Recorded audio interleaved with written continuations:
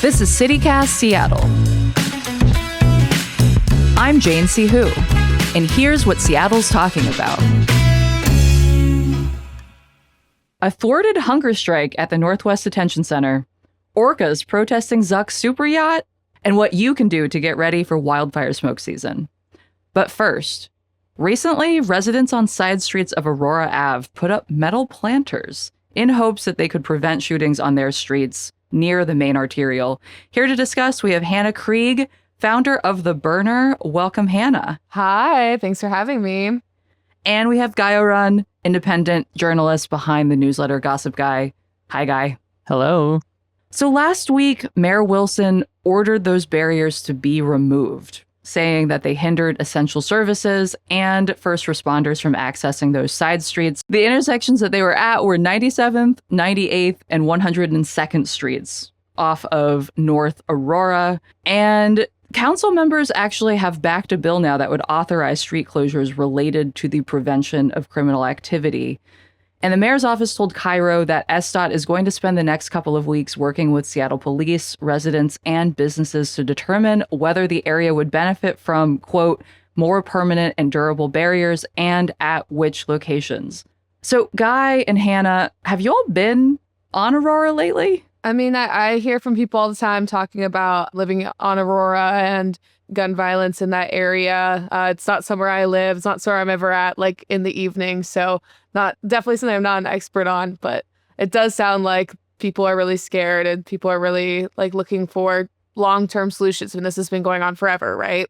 Yeah, I have some friends who live up near Aurora, and it's been a long time issue, and it's interesting that it's kind of come to the forefront more recently. But, you know, the city's been trying different things. You know, it passed the SOAP, stay out of areas of prostitution bill a couple years ago, and it doesn't seem like any of these policing tactics have really worked. So I don't really know exactly what a road closure would do, but it seems like some of the residents, maybe some of the vocal residents, have gotten pretty desperate and are trying to take some sort of action into their own hands.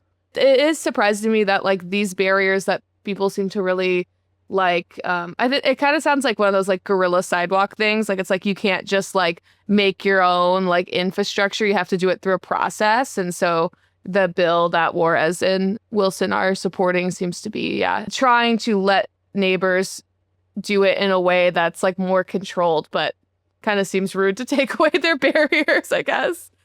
Yeah, we've seen other examples of this kind of guerrilla infrastructure in town. Like you mentioned those crosswalks, Hannah, like people just painting crosswalks where they want to see them instead of waiting for the city to try and install them. We've also seen businesses placing concrete blocks in parking spaces to deter RVs from parking there.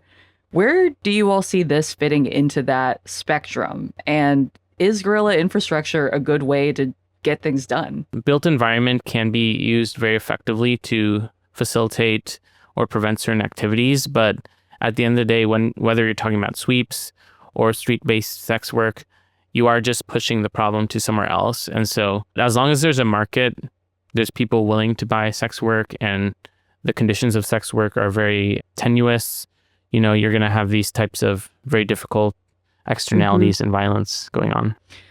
Yeah, so Guy, you're mentioning, of course, sex work as being part of the equation here. It's interesting because I have seen most of the conversations in town about Aurora, especially from neighbors, being complaints about gunshots specifically.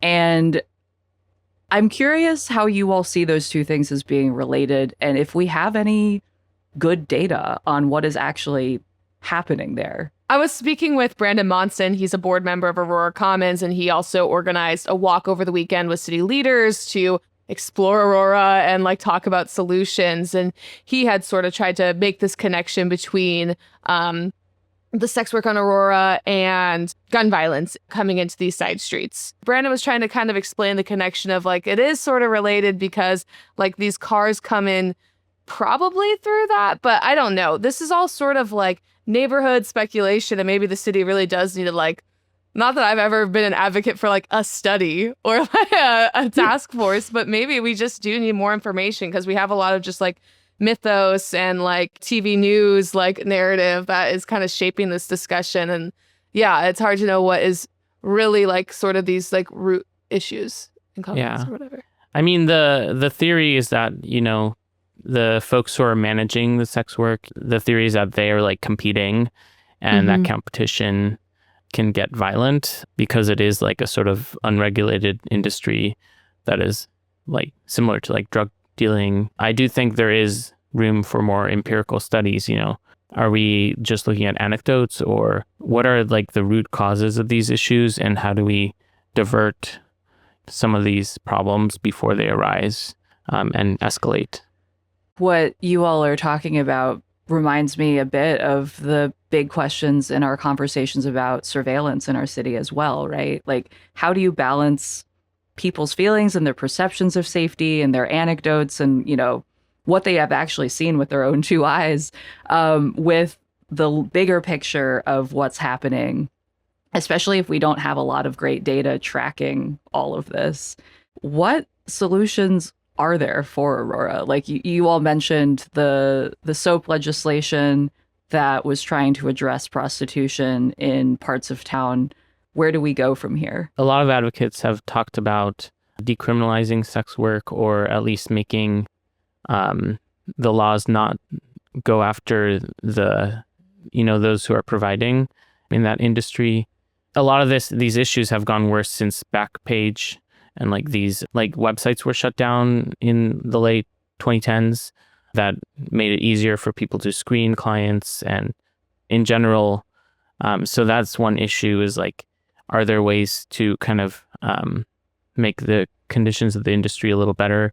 And I think another thing is just addressing people's basic needs. A lot of people are turning to this just because the economy is so bad. So if you address the basic economic concerns, that helps a lot. Yeah, I think definitely, like, I mean, if sex work on Aurora is like causing, these kind of downstream issues with the like gun violence, if that's true, if that connection is true, I think that decriminalizing sex work is like, one of those steps to make sure that it's not being pushed in the shadows. It's not like this hyper competitive, like kind of wild west thing, that could be, I think that could be really helpful. And then I think, I mean, not to be an urbanist, but like the infrastructure on Aurora, it's like it just begets like bad outcomes, and like having a more walkable area, honestly, and like more lighting and stuff like that, like it just uplifts neighborhoods in a way. And I think maybe that's would fall on like would be offensive to people who live in Aurora, be like, this problem is bigger than we need better crosswalks, Hannah.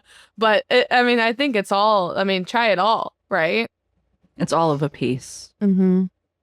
Well, if you are one of the neighbors who helped organize those barriers, get in touch. I would love to talk with you all about how that came together and also what next steps are and how the city is going to work with neighbors to try and find a more permanent solution there. Let's take a break. And when we come back, Guy and Hannah are going to break down their latest stories for us.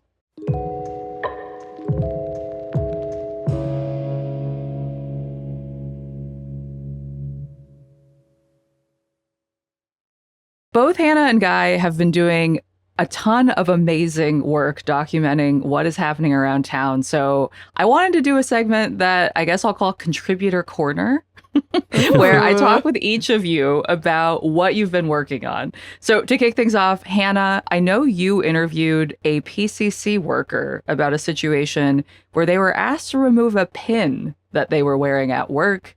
What happened? This is actually a feel-good story about workers. I get emotional when I talk about the working people. But so basically there's been sort of a long like feud kind of with PCC management, with their unionized workers, and even including sort of like outside like pro-Palestine advocacy groups like Boycott War Profiteers, which is like a spin-off of the Democratic Socialists of America, Seattle chapter. And so basically they've been sort of advocating for many months, maybe even years now, to allow workers to show solidarity with like different causes, specifically for Palestine via like pins. But PCC's policy only allows workers to wear pins approved by the co-op or their union UFCW 3000, or those that are like related to vendors in the store. So like if you had like a pin for like a certain kind of apple that PCC sold, like you could wear Beecher's that. cheese. Yeah, exactly. I would wear a Beecher's pin, honestly, but yeah. It would look cute, right? So basically, there was a worker who was asked to remove his pin and he complied. He had a watermelon pin, which is a symbol for solidarity with Palestine and sort of originates from when, after the 1967 war, Israel took Gaza and the West Bank and they criminalized flying the Palestinian flag. And so people started like using the watermelon to sort of, skirt these repressive laws. And then it's funny that PCC then tries to, make it so PCC workers can't wear a watermelon pin. And so that kind of sparked some outrage with advocates. And then there's like a few other workers started wearing pins in solidarity. And then those workers were sent home over wearing watermelon pins in solidarity. And honestly, at least one of them was calling in saying, can I come to work with my pin? And they'd say no. And then he would stay home. And so he was sort of like on like kind of a strike for a week about. And then their union, UFCW 3000, printed out a bunch of stickers that have the UFCW 3000 like logo or font and then a watermelon so that they could like comply with this pin policy and also skirt the repressive nature of cracking down on Palestine pins in the store. And so far it sounds like they haven't cracked down a bunch yet, and a bunch of the workers are wearing those pins, and it's kind of beautiful that they had this like good solution and now they get to wear their watermelons and, a symbol of their conviction and solidarity. It's really nice.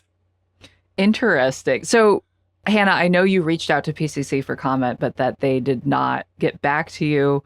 So this initially stemmed from a customer complaining about the watermelon pin, right? Yeah, that's what I spoke to several workers and they said they didn't hear the complaint. This is like what they're hearing from the manager, that there was some kind of thought that this watermelon was like a Jewish hate symbol or it meant like death to all Jewish people in Israel. And that is not what the worker was intending that symbol to be. And historically is not what that symbol is used for. I think that customer complaint brings up this interesting bigger question about, is the customer always right? Like when you're on the clock as a worker, do you get to express yourself in this way, or are you responsible for representing the company's views, or I guess not representing your own views if the company is asking you not to? Maybe there's a case that the customer is right and you're in a workplace, but there's also over 3,000 people, many of them customers, who signed a letter, a petition asking PCC, please allow workers to wear these pins in solidarity and also boycott all your Israeli products. So, I mean, there are customers on both sides of the issue, right? Yeah. Customers aren't always right. I think anyone who's ever worked in food service knows that.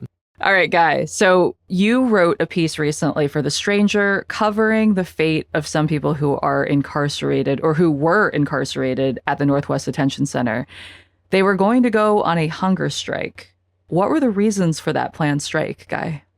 Yeah. So last Tuesday, actually, a group of almost 200 or so immigrants detained at the Northwest Detention Center decided to go on hunger strike. It was basically about, one, respecting their constitutional rights, and they're saying that due process and other like basic things that are afforded to them are being ignored.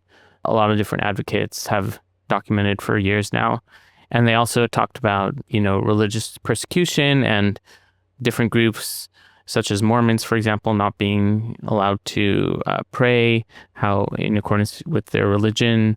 There's been complaints of like Muslims and Jews also being in detention and not receiving adequate accommodations. They decided to go on strike, and then within hours, ICE had already transferred them out of the detention center. So about 10 of the leaders, including one person named Rogelio Bolufe, who's actually now been transferred twice. He started organizing a hunger strike in New Mexico, and then they moved him up here to Northwest Detention Center. And so he started doing the same here. Right now, his whereabouts aren't known, but, you're seeing a wave of hunger strike protests across the country, not just here, but also New Jersey, California. And it seems like ICE and Geo Group, which is the company that runs NWDC, that they're maybe scared of this. And so they're taking quick action, potentially retaliating against these people. Trying to move people around once they've organized, hoping that that disrupts the organization a bit. So Geo Group hasn't allowed Washington State to do routine health inspections.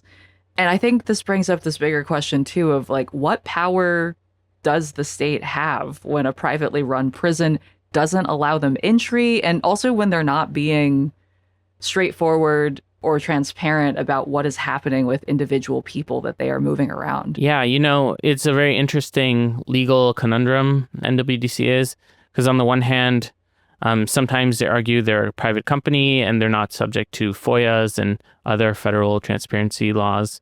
But then when the state is like, okay, you're a private business, we have a right to regulate you, to inspect you, they say, no, we're a federal facility and the state can't infringe on the federal government's rights. That litigation from the Washington state was filed in April, and, the state has had a big role in pushing back against a lot of these issues.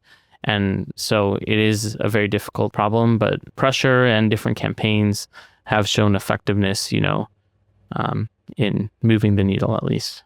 Speaking of raising awareness about issues, we saw a lot of maritime protest over the weekend, and I understand that both of you were at the kayak protest, protesting Anduril, the company that is building drone warships in town. What was that kayaktivism like? By the way, I like that we've coined this new word in town. Or maybe it already existed, but this is the first I've heard it. Yeah, it was a fun event on a sunny Sunday morning to see a bunch of the usual anti-war crew get on kayaks and row their way across, or paddle. I don't know the terms. I'm not really a kayaker myself, but paddle across past gasworks then to that Anduril site on the Old Foss shipyard where they are building and testing like AI war drones. We have like a bunch of war profiteers in our city, and this one is one of the newer ones, and they, have started revamping that ship canal area since fall of 2025, and good to raise awareness to that. Not quite sure what the long-term plan is to stand up to these war profiteers in town, but it's definitely something to keep an eye on. About how many kayakers were there? It was like about a dozen. It was very interesting to me, like this sunny Fremont. It's known for like the market, and it's like such a chill, quirky place. And then right behind them is going to be this like autonomous naval vessels being built. And it's like this dystopian reality. So at least, some of these protesters are raising awareness, because I don't think anyone right now really knows that this is happening.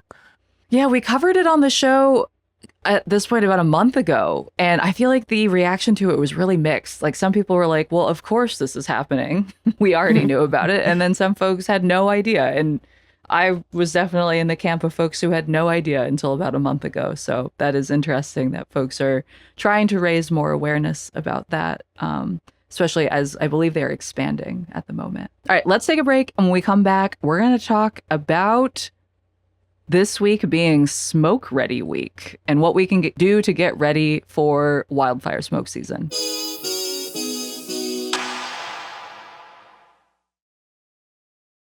Today is supposed to be the hottest day of the year so far. It's going to be in the 80s, apparently. We'll see how that plays out. But that feels just in time to talk about wildfire smoke. And this week happens to be, jazz hands please, Smoke Ready Week in Washington State. So you all have probably already heard the stats about how this has been a rough year already. A lot of folks are really braced for a bad wildfire season. This is our 4th consecutive year of drought. We have really low snowpack. So as of April 1st, which is usually when there's max snowpack, our levels were around 50% of normal. And combined with all of that, it's been kind of a dry spring. So everything is just dried out and therefore more flammable. And it seems like the fire potential outlook is just very high in Washington for the rest of the summer. For Northwest Washington, so Seattle and the surrounding area, July and August are forecast to be pretty bad fire months potentially. So I'm curious, if you all have done anything to be prepared for smoke season. Nope. I was really excited for you to tell me what to do, Jane. What about you, Guy? Nothing this year, but I mean, we have like our masks, like air purifiers. Were you all around for the last few bad wildfire seasons?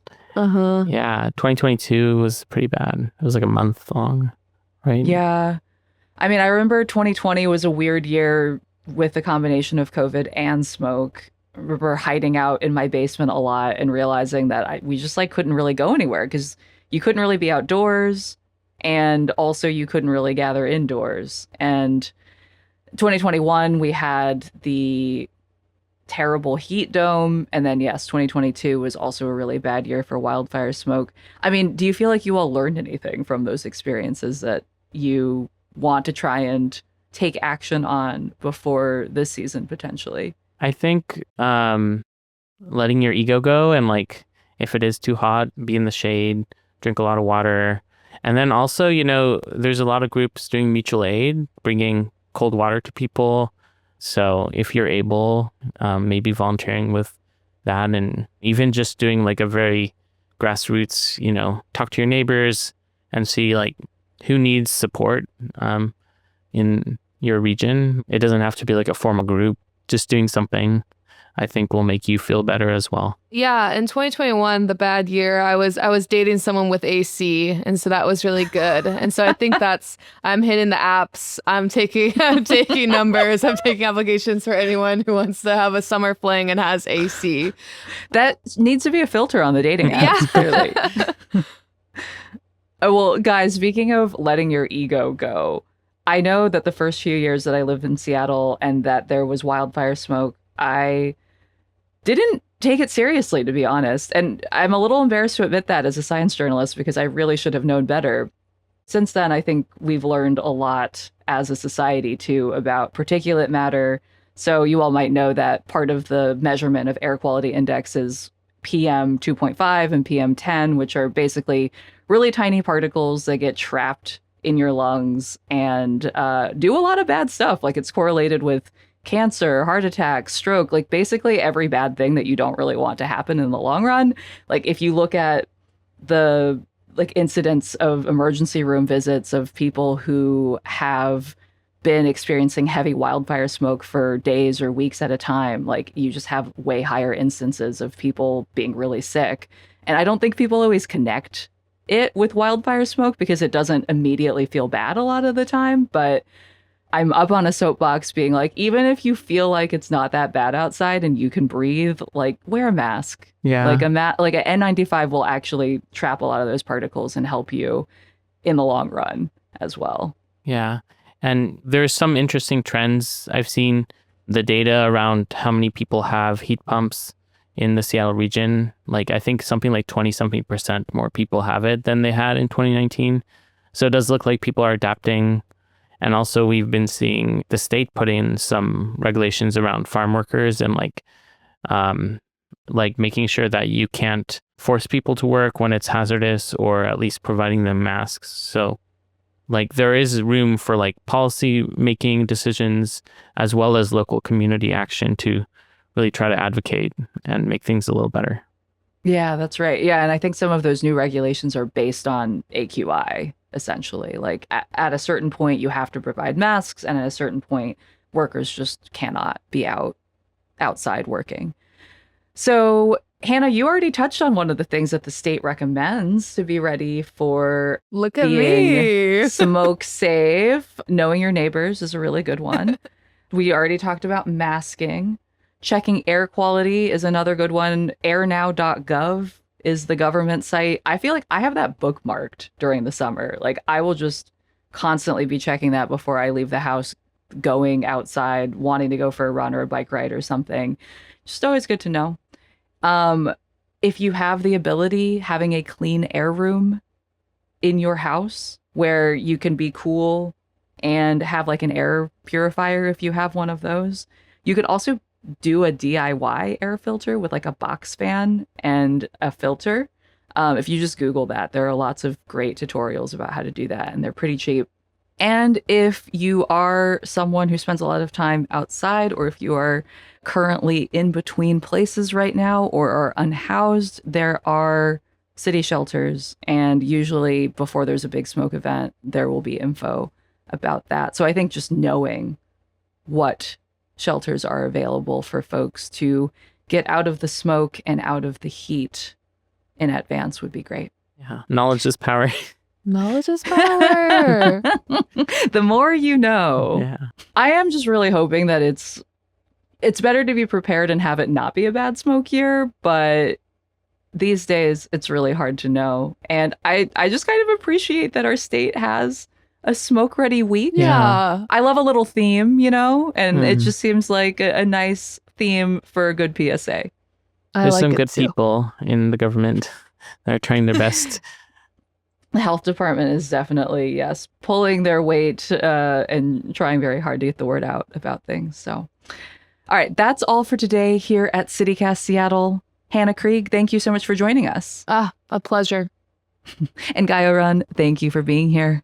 Thanks. I'm going to go jump in the lake now.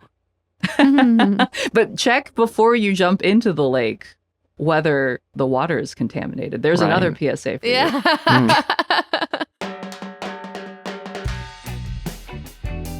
I'm your host, Jane Sihu. And listeners, we want to hear from you. If you, again, are one of the neighbors on Aurora who put up those barriers, I would love to talk to you.